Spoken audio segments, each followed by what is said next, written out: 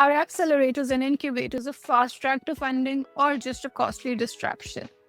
In this episode of Capital Compass, we break down the differences between accelerators and incubators, what founders should look for in each, and how to decide if they're really worth the equity. We also walk you through how to use these programs effectively, including the demo day strategy, investor networking strategy, and programming your return on investment. Whether you are applying to Y Combinator, Techstars, or any other incubator, this episode will help you evaluate the real value that accelerators or incubators bring to your startup.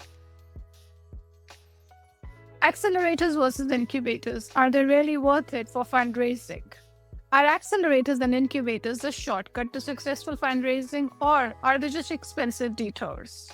In this episode of Capital Compass, we break down when these programs help, when they don't, and how to choose wisely. Let's start by understanding what are accelerators and what are incubators. Now, both accelerators and incubators aim to support early stage founders, but they are not the same thing.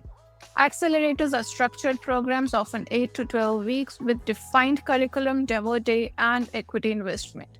Incubators are often ongoing, they are less structured, they're focused on workspace and mentorship, and they don't always lead to investment.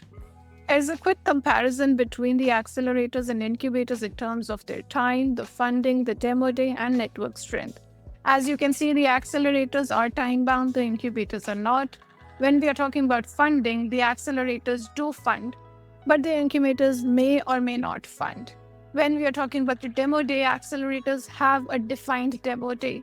With incubators, that's a rare occurrence. And when we are talking about the network strength, the accelerator network strength is often strong, but when we're talking about incubators, it varies widely.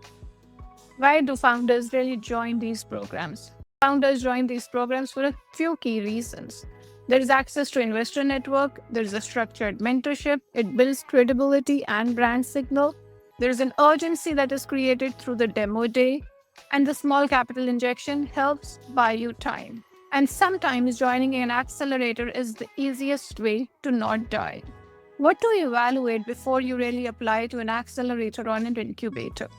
So not all programs are created equal. Here's what you need to assess.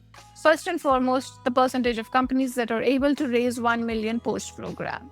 The investor attendance at demo day, the value of mentorship or the track record of the partners, bench strength and competition, and then the equity ask versus the cash offered. Make sure that you don't go by one breakout company. You look at the median outcome.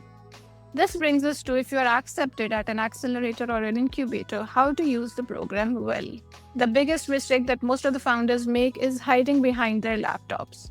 Now, when you are in the program of an accelerator or an incubator, spend more time networking than building during the program.